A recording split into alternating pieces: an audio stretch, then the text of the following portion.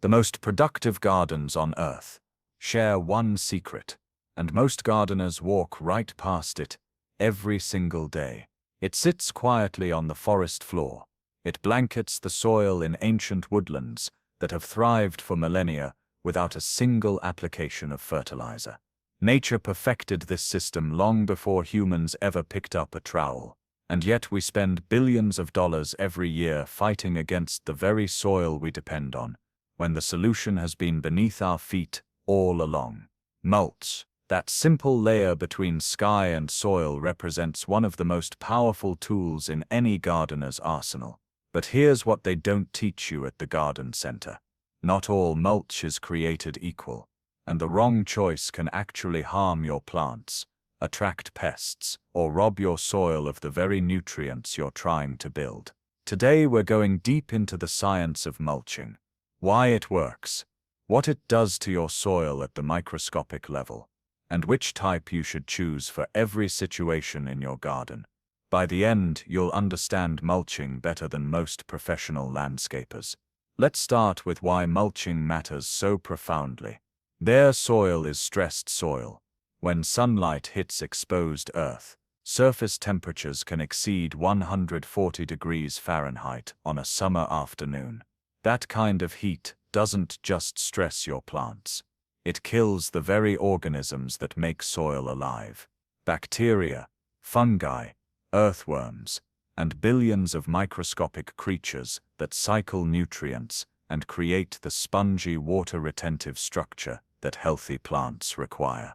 Research from Cornell University demonstrated that bare soil loses moisture up to 70% faster than mulched soil. Think about that. 7 out of every 10 drops of water you apply evaporates before your plants can use it. A 3-inch layer of organic mulch can cut that loss dramatically, keeping moisture in the root zone where it belongs. But moisture retention is just the beginning. Mulch moderates soil temperature in both directions. In summer, it keeps roots cooler. In winter, it prevents the freeze-thaw cycles that heave plants out of the ground and damage tender root systems. Studies at the University of Florida found that mulched soil maintained temperatures 10 to 20 degrees cooler than exposed soil during peak summer heat. Then there's weed suppression. A proper mulch layer blocks light from reaching weed seeds, preventing germination before it starts. Research published in Hort Technology Journal showed that organic mulches reduced weed populations by up to 90% compared to unmulched beds. 90%. That's the difference between spending your weekends pulling weeds and actually enjoying your garden. Now let's talk about soil building. This is where organic mulches truly shine. As they break down, they add organic matter to your soil. This isn't just about nutrients, though that matters too. Organic matter improves soil structure, increases water infiltration, enhances drainage in clay soils, and improves water retention in sandy soils.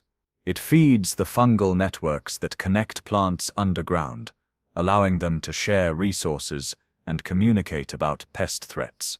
The breakdown process itself feeds an entire ecosystem. Fungi colonize the mulch layer first, breaking down complex lignins and cellulose. Bacteria follow, processing simpler compounds. Protozoa and nematodes graze on these populations, releasing nutrients in plant-available forms. Earthworms pull organic matter deeper into the soil profile, creating channels that improve aeration and root penetration. So which mulch should you use? The answer depends on your goals, your plants, and your specific conditions.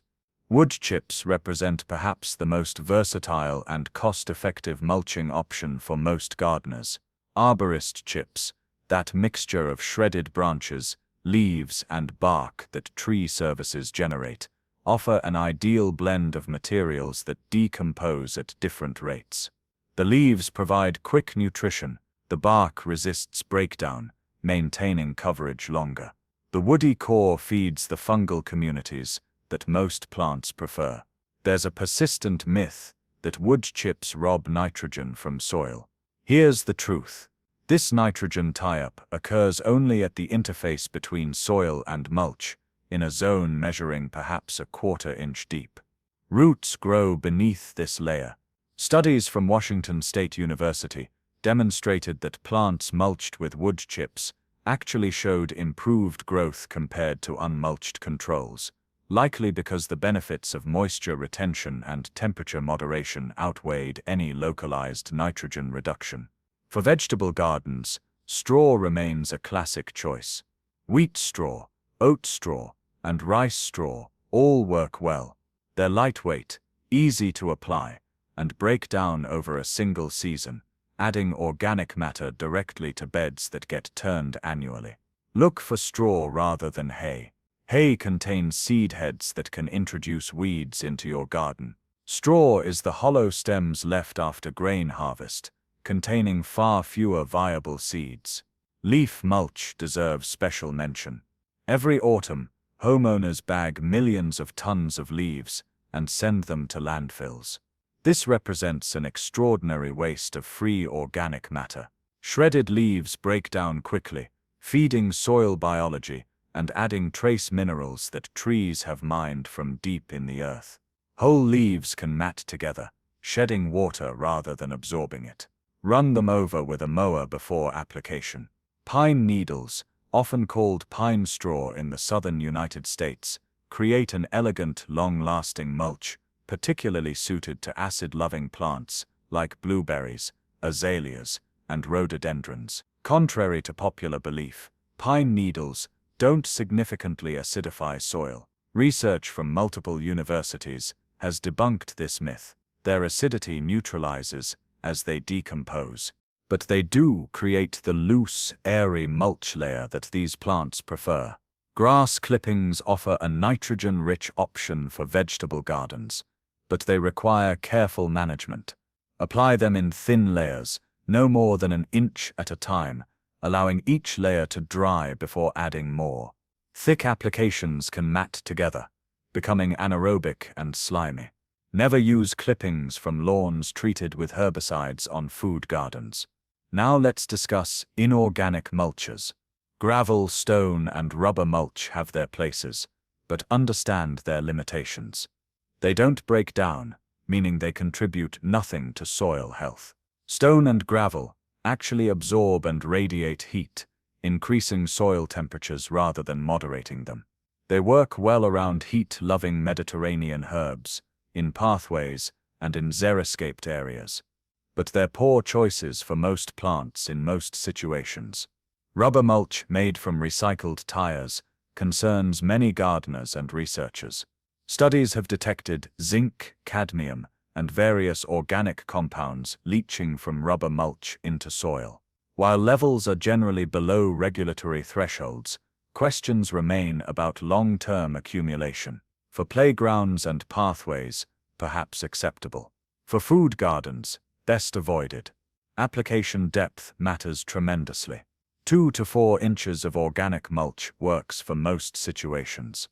Less than 2 inches provides insufficient coverage. More than 4 inches can restrict oxygen flow to roots and create conditions favoring fungal diseases. Keep mulch pulled back 2 to 3 inches from plant stems and tree trunks. Mulch piled against bark creates moisture conditions that invite rot and disease. Timing your mulch application maximizes its benefits. In spring, wait until soil has warmed before mulching new beds.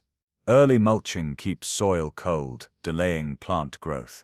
In autumn, apply mulch after the ground freezes to moderate temperature fluctuations, rather than preventing the initial freeze. The economics of mulching reveal its true value. 1 cubic yard of arborist chips, often available free from tree services, covers approximately 100 square feet at 3 inches deep. That free mulch reduces watering needs, decreases weeding time, builds soil fertility, and improves plant health. The return on investment approaches infinity when the investment is zero. Industrial agriculture strips soil bare between rows, requiring constant inputs of synthetic fertilizers to replace what's lost. Sustainable gardeners work with natural systems instead of against them. They build soil rather than mining it. Mulch represents the foundation of this approach. Walk into any old-growth forest. Notice what you don't see. Bare soil. Every inch lies carpeted with decomposing organic matter. That's not coincidence. That's 400 million years of evolutionary refinement. That's a system that works. Your garden can capture that same magic. Not through expensive interventions or complicated techniques. Through simple observation and imitation of natural systems. Through mulch. Start where you are. Use what you have. Leaves from your yard. Wood chips from a local arborist. Straw from a feed store. Begin building the soil ecosystem that will support your garden for decades. Thanks for watching. If this changed how you think about